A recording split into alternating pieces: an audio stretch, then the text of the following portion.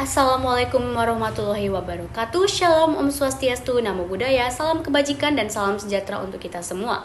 Kami dari kelompok 2 Ilmu Negara telah menyelesaikan materi kami terkait bentuk negara. Adapun kelompok kami yaitu kelompok 2 beranggotakan saya Rahel Morelli Opusunggus sebagai moderator, yang kedua Fani Novianti, yang ketiga Sirilius Adrian, yang keempat Benedictus Ferdinand, yang kelima Brika Kadafi, yang ketujuh Fernando, yang kedelapan Sunihati, dan yang kesembilan Dwi Sartika.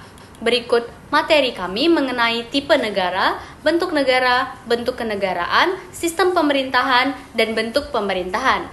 Untuk materi pertama akan disampaikan oleh anggota kelompok kami yang lain. Negara dapat diartikan sebagai sebuah organisasi yang berada pada suatu wilayah yang memiliki kekuasaan tertinggi dan sah, dan diatasi oleh masyarakat di dalamnya. Selain itu, negara juga dapat dipahami sebagai kelompok sosial yang mendiami wilayah tertentu, berada di bawah lembaga politik atau pemerintahan yang efektif, memiliki kesatuan politik, berdaulat, dan memiliki tujuan nasional yang ingin dicapai oleh wilayah tersebut. Negara formal mengacu pada struktur pemerintahan dan sistem politik yang dianut oleh setiap negara. Negara demokrasi adalah di mana kekuasaan tertinggi berada di tangan rakyat.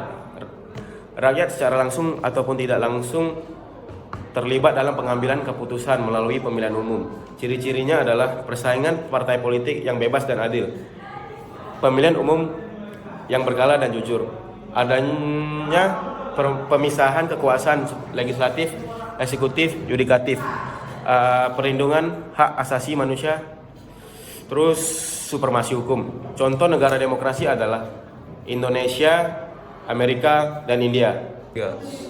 Lalu ada negara totaliter. Negara totaliter merupakan negara yang dipegang oleh satu penguasa atau satu kelompok kecil dan biasanya dipegang oleh satu pemimpin.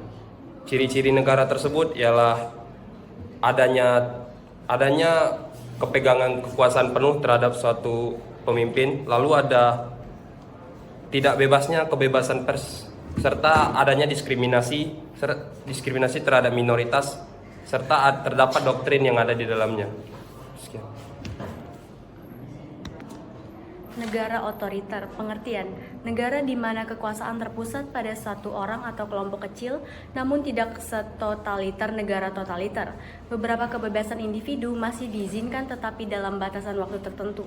Ciri-ciri pemilihan umum mungkin diadakan, tetapi tidak bebas dan adil. Adanya pembatasan terhadap kebebasan berbicara, pers, dan berkumpul, kekuasaan militer yang kuat. Contoh, banyak negara di Afrika dan Asia Tenggara pada masa lalu. Tipe negara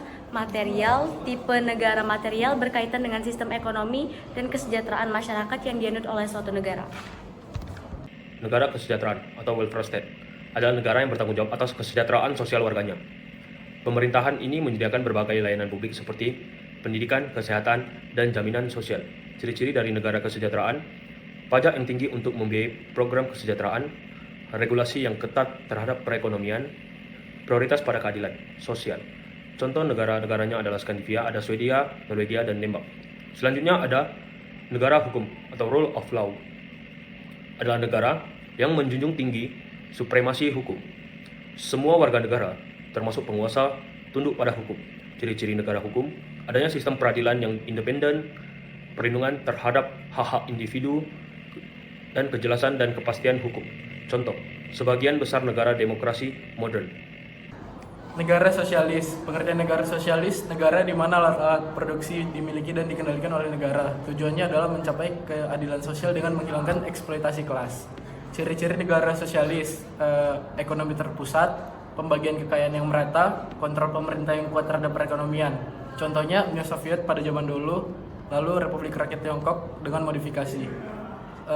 Negara kapitalis, pengertiannya negara yang membiarkan pasar bebas menentukan produksi dan distribusi barang dan jasa. Ciri-ciri negara kapitalis: kepemilikan pribadi atas alat-alat produksi, profit sebagai motivasi utama. Contohnya negara Amerika, Jepang, dan Jerman. Bentuk pemerintahan. Bentuk pemerintahan dibagi atas dua, yaitu bentuk pemerintahan kesatuan dan bentuk pemerintahan federal. Bentuk pemerintahan kesatuan ialah bentuk pemerintahan yang dimana pemerintahan pusat memegang kekuasaan penuh dalam menjalankan negaranya. Di dalam negara kesatuan atau bentuk pemerintahan yang berbentuk kesatuan, tidak ada perbedaan terhadap pemerintahan pusat dan pemerintahan daerah. Lalu yang kedua itu ada bentuk pemerintahan negara federal.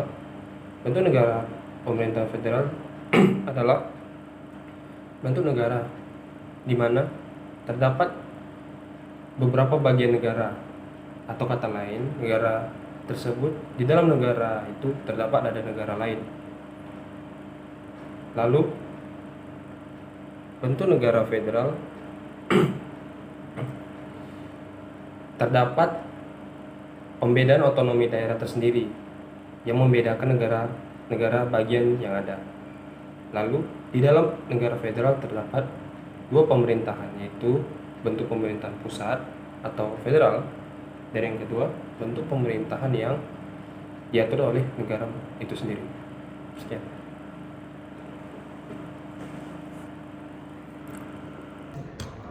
Lalu bentuk kenegaraan. 1. Dominion.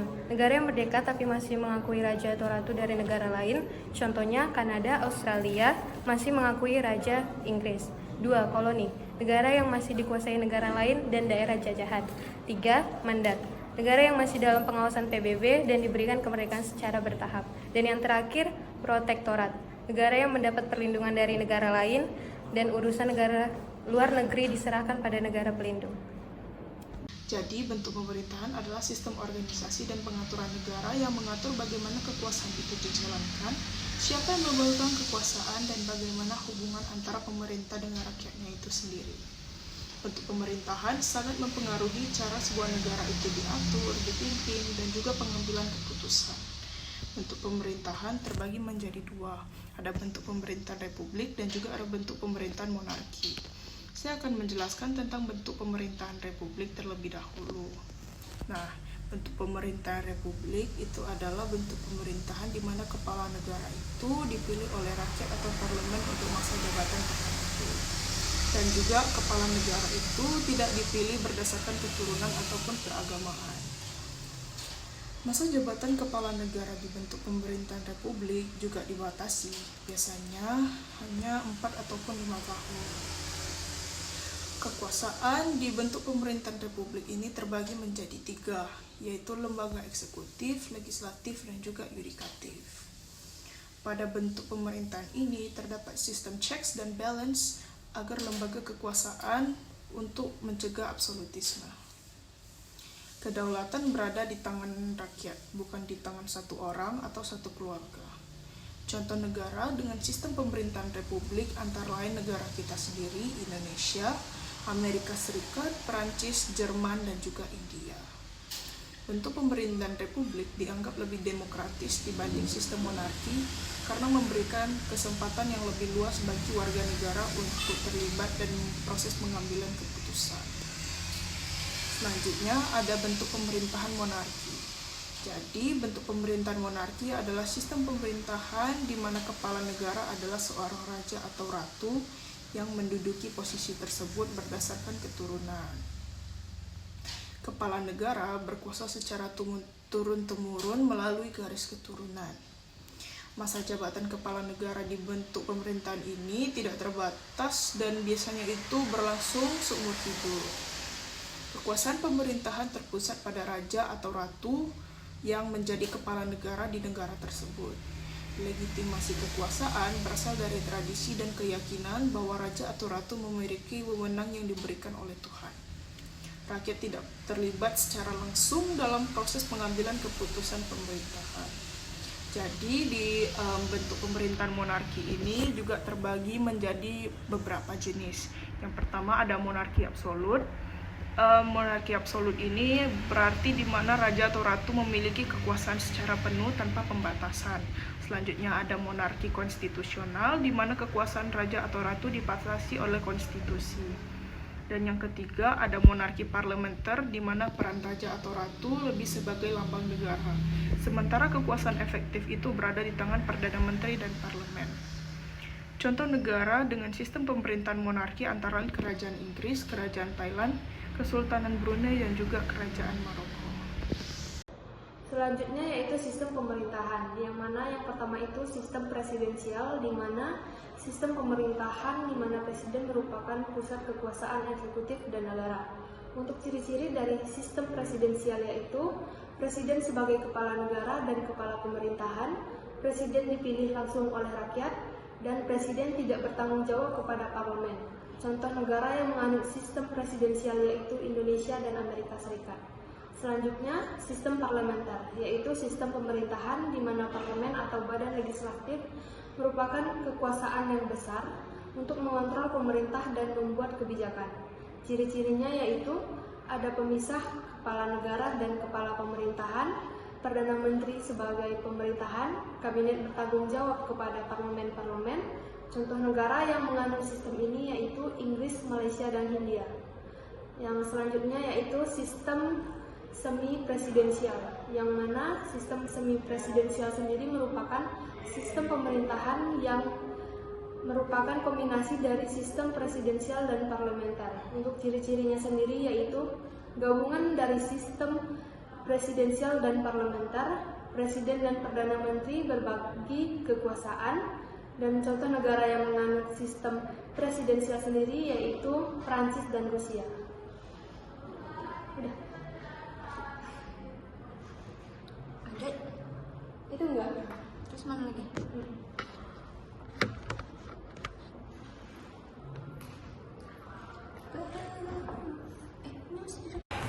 Sekian yang dapat kami sampaikan, semoga materi ini menjadi manfaat untuk kita semua. Kami dari kelompok 2 mengucapkan banyak terima kasih. Assalamualaikum warahmatullahi wabarakatuh.